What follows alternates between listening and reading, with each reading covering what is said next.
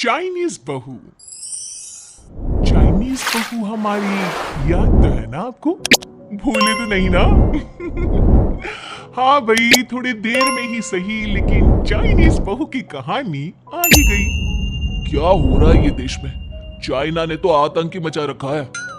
अरे क्या हो गया? क्यों चाइना को कोसता रहता है? भूल मत, तेरी ससुराल चाइना की ही है। हाँ माँ, पर ये देखना, लड़ाई झगड़े, ये बीमारी, ऊपर से ये देश कितना चालाक है। अंदर न जाने क्या क्या करता रहता है। तभी अंदर से बहू की चिल्लाने की आवाज आती है। अरे क्या हो गया बहू, क्यों चिल्ला रही है? माँ जी, ये देखिए, ये रूस ने यूक्रेन की हालत क्या कर दी है। ऊपर से चाइना में 2 बड़ा लॉकडाउन लग गया है। माँ जी, अब क्या किया जाए? अरे तो तुम लोगों को क्या परेशानी हो रही है, मैं तो यही नहीं समझ पा रही हूँ। वो क्या है ना माँ, हम लोग चाइना जाने की सोच रहे थे। सांगसू के भाई की शादी है। तो क्या? अरे कौन सा उन लोगों के यहाँ भाई घोड़ी चढ़ता है जो बहन काजल लगाकर नेक लगी? माँ जी, उसकी आंखें बहुत छोटी छोटी है। उसमें या तो पुतली रह सकती है या काजल। साले की पुतली निकाल कर काजल लगा दो, अंधा कहीं का।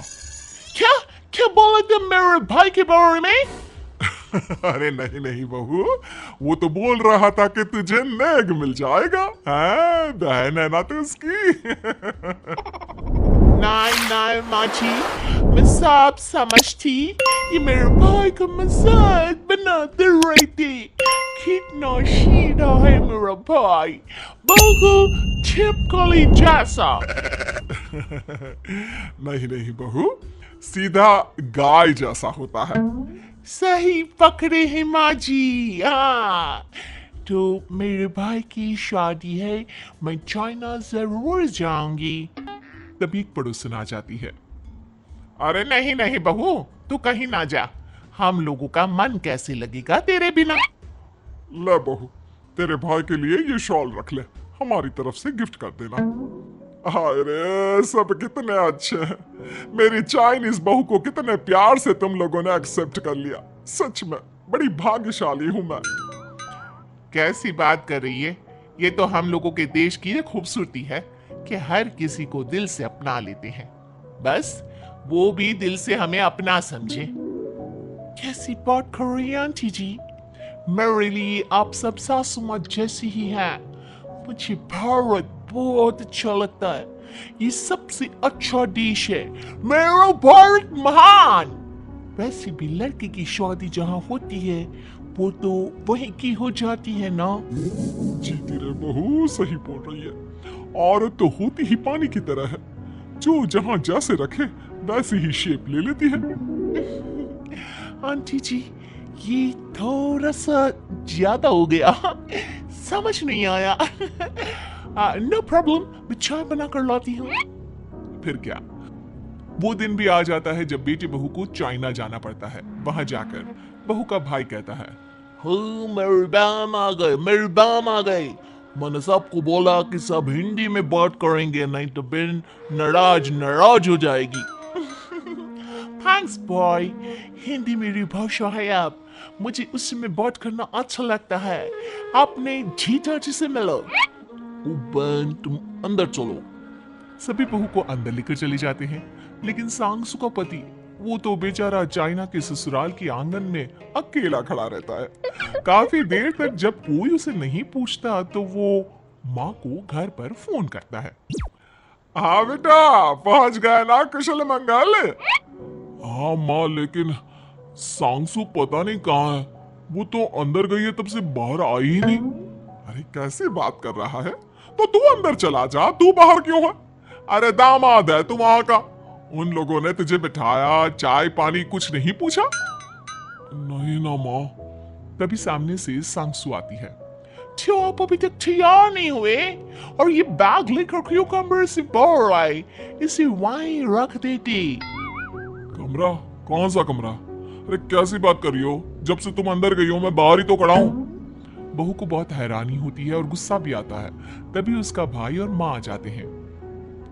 और सांगसू, अंदर खाना लग गया है। पहले ये बताओ कि मेरे पति को किसी ने खाना या पानी क्यों नहीं पूछा?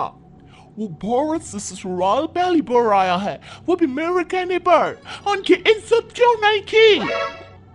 देख बेटी, तूने जबरदस्ती जिद में शादी की थी तो हम लोगों ने कर दी, लेकिन अब तुम ये सोचो, पूरी चाइना में मैं इस इंडियन को अपना दामाद बताऊं?